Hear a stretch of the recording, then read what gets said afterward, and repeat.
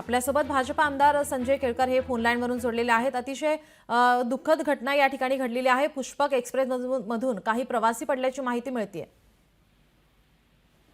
नाही, ही घटना अत्यंत दुर्दैवी आहे आणि खूप क्लेशदायक आहे, दुःखद पण आहे। आता कशामुळे अशा प्रकारे प्रवासी डब्यातून पडले, या घटनेची चौकशी झाली पाहिजे। त्याच्यामधनं निष्पन्न होईल की नेमकं काय कारण होतं या घटनेच्या मागे। जी दरवाजात लटकून प्रवास करतानाची अशी माहिती समोर येते, त्यामुळे ते पडल्याची माहिती आता या ठिकाणी समोर येते। आता पुष्पक एक्सप्रेस मध्ये एवढी गर्दी का झाली, कुठल्या डब्यातून ही प्रवासी प्रवास करत होते, काय नेमकं घडलं, हे चौकशी अंती निश्चितपणे आपल्या समोर येणार आहे। त्याच्यामुळे काही काळ त्याला आपल्याला थांबायला लागेल, पण घटना अत्यंत क्लेशदायक आहे, दुःखद आहे। जी संजय जी, आपण काही मध्य रेल्वे प्रशासनासोबत काही या संदर्भात बातचीत केली आहे, त्यांच्याकडून काही माहिती आपण जाणून घेतली आहे का?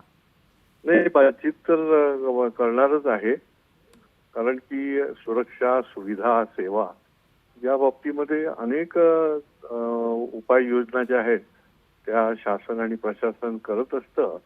तर या ठिकाणी काय नेमकी त्रुटी झाली ते निश्चितपणे चर्चा करणार।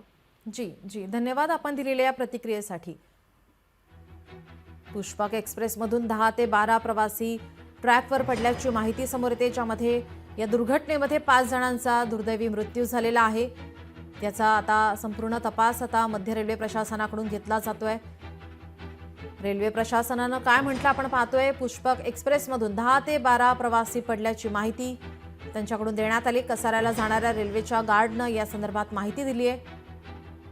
लोकल आणि पुष्पक एक्सप्रेस बाजूने जात होत्या अशी माहिती आता रेल्वे प्रशासनानं दिली, तर 5 जणांचा मृत्यू झाल्याची माहिती त्यांच्याकडून आता देण्यात आली आहे। दारात लटकून प्रवास करत असल्याची माहिती समोर येते। सकाळी 8:25 घटना घडल्याची माहिती रेल्वे प्रशासनानं दिली आहे।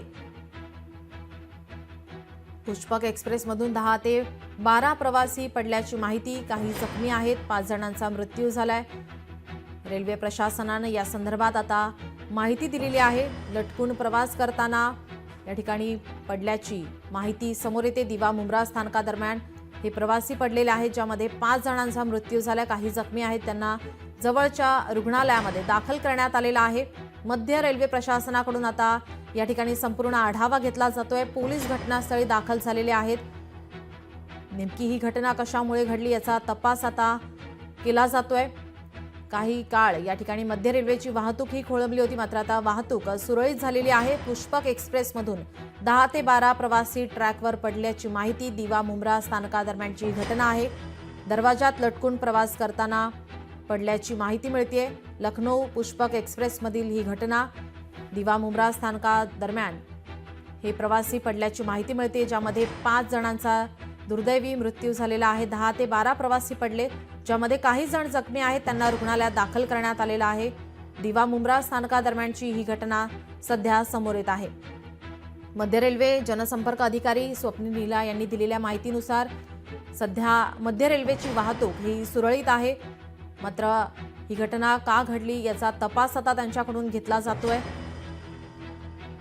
दरवाजात लटकून प्रवास का केला जात होता याचा तपास सुद्धा आता राजकीय नेत्यांकडून घेतला जाणार आहे।